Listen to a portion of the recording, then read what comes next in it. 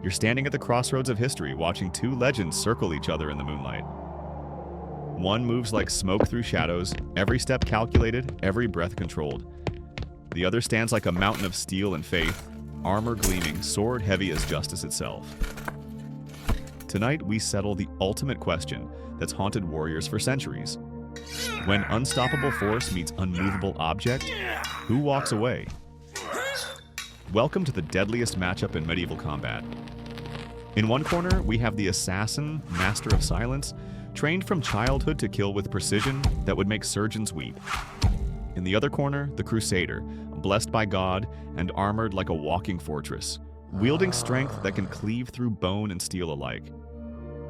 Two philosophies of war, two approaches to death, one winner. But before you pick your champion, let me tell you something that'll change everything you think you know about this fight. I've spent months researching actual historical combat records, studying manuscripts that most people never see, interviewing martial arts experts who've recreated these fighting styles. What I discovered will shock you. The outcome of this battle isn't what you expect, and by the end of this video, you'll understand why one of these warriors has a massive advantage that nobody talks about. Here's what we're breaking down today. First, I'll show you the assassin's toolkit, the techniques that made them the most feared killers in the medieval world. Then we'll examine the Crusaders' arsenal, the weapons and tactics that conquered kingdoms. Finally, we'll pit them against each other in 3 different scenarios to see who truly reigns supreme. Plus, I've got exclusive footage of historical combat experts demonstrating these exact techniques. Let's start with our shadow warrior. The assassin doesn't just hide in darkness, they become the darkness. Their training begins before they can walk properly. By age 7, they're learning to move without sound across floors designed to creak. By 12, they know 17 different ways to kill with household objects.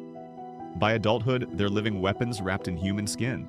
Their primary weapon isn't a blade, it's patience. While Crusaders charge into battle with banners flying, assassins wait.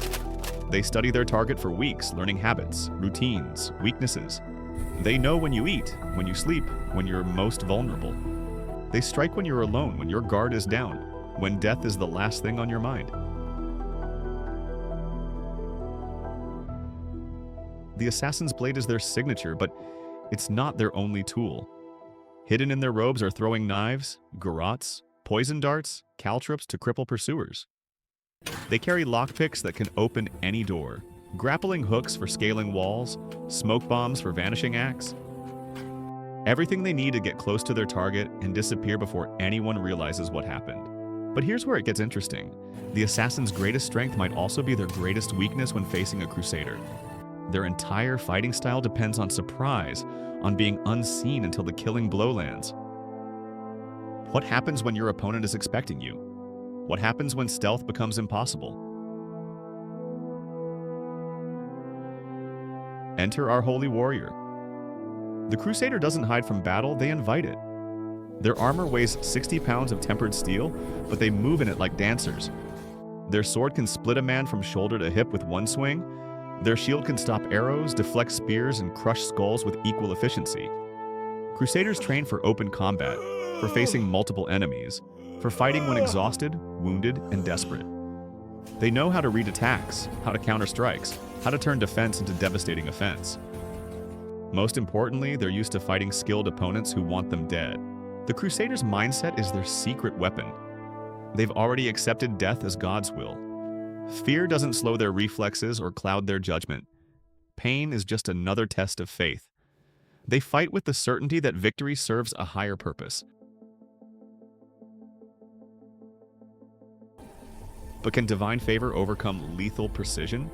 Can brute force defeat surgical skill? The answer lies in understanding something most people miss about medieval combat. The thing that decides this fight isn't strength versus stealth.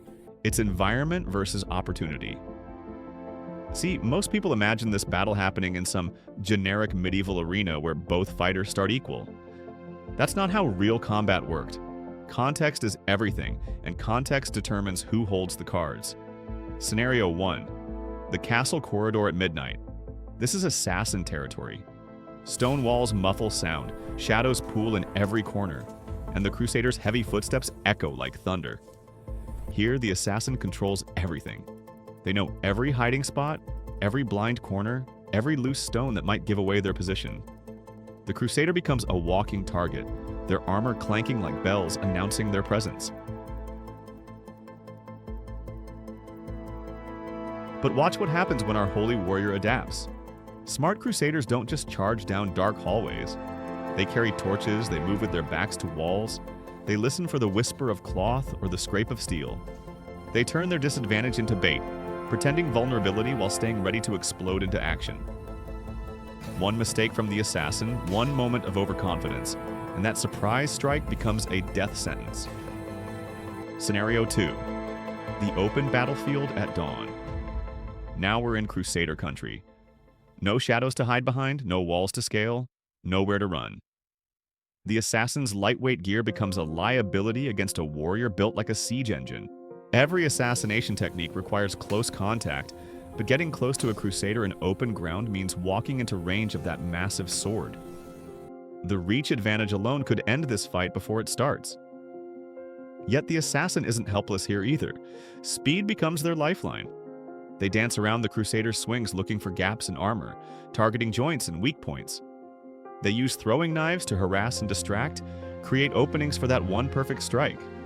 But they're fighting against time. Every second that passes favors the heavily armored opponent. Here's where the research gets brutal. Historical records show us something disturbing about these matchups. When assassins faced armored knights in documented encounters, the survival rate wasn't pretty. But when knights tried to hunt assassins in urban environments, they often ended up face down in alleyways with daggers between their ribs. Scenario 3 changes everything: the throne room ambush.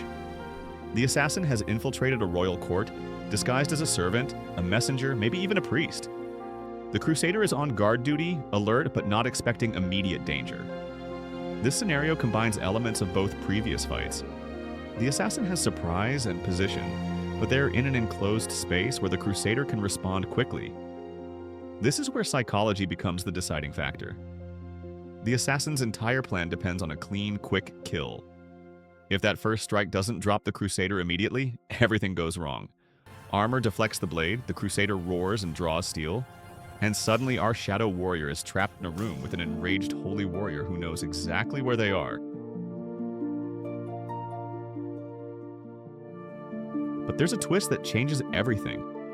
The historical evidence reveals something most martial arts experts miss when analyzing this matchup.